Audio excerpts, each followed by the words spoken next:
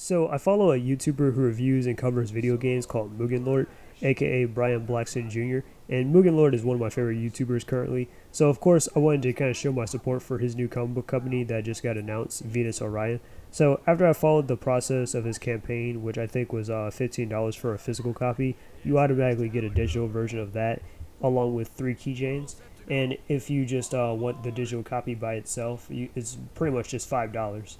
So my copy came in through the mail last month, and I'm going to definitely review it after rereading it twice because he's kind of looking for feedback, and I was like, well, I guess maybe I should probably give him a little bit of my feedback and stuff. So that's what I'm going to talk about here. The story is about young Raph, a vigilante who hunts vampires at night, and after a homicide is committed, he tries to but fails to stop a vampire that was after a girl named Jasmine. Then the paramedics carries her body away, and her friend vows to avenge her. Now, my criticism is the comic is a bit too short, and I think it was a little too soon to kind of kill off Jasmine if she's supposed to be like important. Like if she was really gonna, and not to mention Jasmine's on one of the keychains too, by the way. So it's kind of like a little weird that if this is her in right here, then it's kind of like, well, you know, you know what I mean? Like he's like, well, why would it? Yeah. I mean, don't get me wrong, I do like the keychains, but I'm just saying like it's kind of a little bit redundant if you're gonna like make her like if that was her role. But like if she was really gonna like die, she should have just been a victim in the opening instead. But because it kind of robs young Raph of his like achievement of like saving her, or you could just go through like the Blade, the Helsing route where Jasmine is like our audience character that the protagonist like rescues and stuff. Similar to like I just said, Blade, where in that first movie he saves that policewoman or whatever from the vampires. She's getting introduced to the world of Blade, or it could be like Helsing with Alucard and Victoria, where Victoria was this like policewoman and stuff that Alucard has to sort of kill, but he transforms her into a vampire and she becomes his apprentice or something like that. That could be who knows, maybe Jasmine's role later, but that's just my take, and maybe that might be his intention. Who knows? Because she was killed by a stronger vampire or something like that. That young Raph didn't see coming, and then pretty much her body's carried away. So I don't know if she was again a one-off character or maybe she might come back in the next comic, but that's a little bit ambiguous right now. Also, I feel that some of the action could have been drawn out a little bit more longer, in my opinion, because Raph does a decapitation move and then he just shoots him with like a customized gun, which is like a holy kind of weapon or something like that.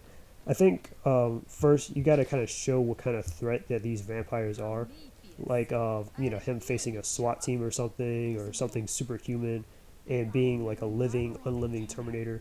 And personally myself, I know this might be like getting a little bit of a nitpick, but I think there should have been more than just one vampire that young Raph was facing in this comic. Like like in the opening of Devil May Cry, where like Dante usually fights more than one demon at a time. Like the first Devil May Cry, you get that opening shot of where Dante's at his shop, and then Trish comes in, attacks him, and she shoots him with lightning, throws a sword through his chest, and then Dante overpowers Trish, and it shows you that clearly this man's not human. Or that or the second game where like Dante and Lucia help kill off those those bird things and stuff, those bird demons. Or in Devil May Cry 3, we got the opening of like Dante and Virgil and stuff, and they're fighting and stuff at like superhuman speeds. And then we cut to like Dante as a flashback in his office and stuff, where he's fighting off a bunch of demons himself that are wrecking his shop and everything. So yeah, so that's all I'm just saying. Is like you kind of have to like show me how powerful your characters are. Like, oh, this guy is a vampire, or well, this like Jasmine's friend that gets turned into a vampire. Like, what's his strength level at? Can he punch through walls or something like that? Is he incredibly fast? We already know that because he's a vampire, but I'm just saying, like, him pinning down and overpowering, like, a teenage girl because Jasmine's, like, 18, it's kind of like, well, that doesn't tell me that he's, like, at the strength of a vampire, or he's superhuman. That's kind of like, oh, he's at the strength of, like, a steroid head than a vampire. So that's what I'm saying there, and then when young Raph shows up, but just have him do something that normal people, and that's why I say Terminator, because it's hard to put down a Terminator, right? You can't just shoot a Terminator and then bam, it's over. Like, no, it would take a lot more force and a lot more heavily I can't speak. It takes a lot more heavy weaponry to really take down the Terminator, right? So that's where young Raph will come in. If no one else can do the job, that's why it makes him look a little bit more important. But that's just me. That's what I'm saying, like right there. So that's why I feel like that should be shown. And since this is a comic book, I kind of want more detail, like more details revealed about young Raph, so I can kind of get to know the character a little bit more better.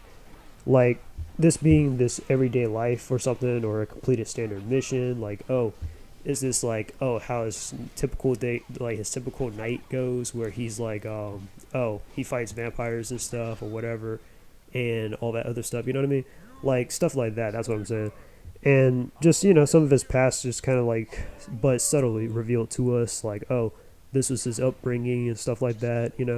Like that kind of thing. I think those will be that would definitely do the story a little bit more better, because all I know is he's kind of just a vampire hunter who carries around special weaponry like a vampire hunter would. And he has superhuman feats, and he also works with a tech guy in a chair.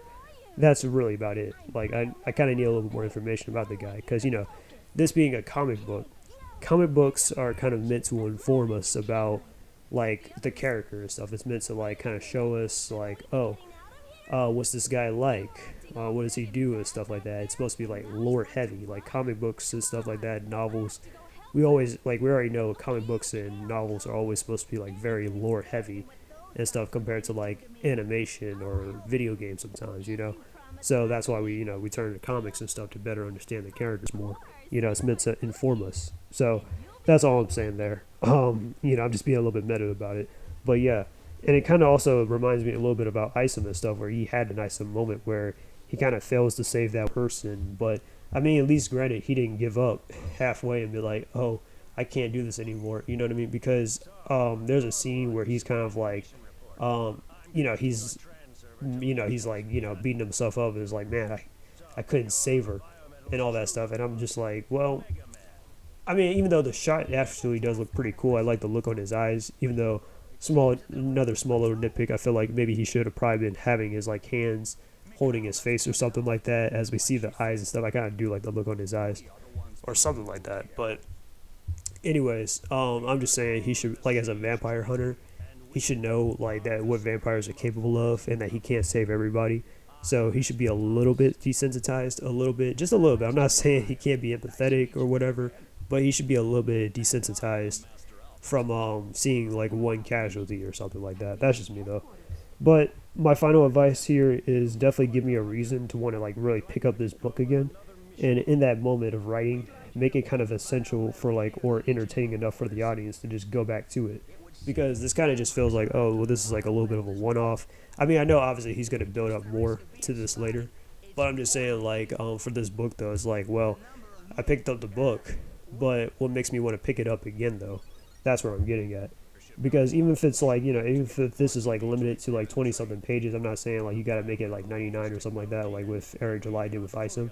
But what I'm saying though is like, at least try to like work in the confines of like 20 something pages. I'm just guessing because I don't remember how many pages was in the book, but I'm just saying try to work within that limitation and stuff, and just make me like want to like what makes me want to like go back to like wanting to pick up this book and stuff, because comic books, they can definitely, like, especially like mainstream comic books, they can kind of get away with this stuff in this day and age. But for indie comic books, I'm just saying, like, that's where you kind of also got to be on it, where you got to be like, all right, what makes me want to like really reread this again, apart from, oh, young Raph fails to save the girl, plot's a little bit short, and etc. Don't get me wrong, there are definitely some cool parts which I'm going to get into, but I'm just saying that's just my criticism right there. Where I feel like, yeah, or I just need a little bit more information about young Raph apart from the surface level. But what I do like about it is, about this book in particular, is I do definitely like the texture of the book. Like, I like the way how it feels. Like, it's a little bit of a plasticky kind of feeling to it. So I actually do like it. It's kind of like nice to hold. Then the comic is very anime-like in terms of like style, where we kind of go from this serious tone to like cheapy to gory from time to time, kind of like Hunter x Hunter a little bit. I like the shading and stuff and the darkness and all that. It really does set the kind of mood for like the horror side of things and stuff. And then the bios are also pretty cool as well, next to like the characters and stuff when they kind of like appear and just like it's just a little bit nitpick, but or this is more so what I would have done. Actually, here's what I would have done if I were to introduce young Raph. So like that opening shot where he's like standing on like a building and stuff, and you got What I would have done was make that into like a silhouette or like a shadow or something, and I'll probably put up some examples if I remember, but make that like a shadow or a silhouette, and then I mean it's too late for it now, but I'm just saying I would have made it into like a shadow or silhouette. So then when Jasmine's getting attacked or whatever, then young Raph shows up, and then you can have his bio next to him, and she's like, "Who are you?" And then his bio shows up or whatever. I'm young Raph and all that. That would be cool. But yeah.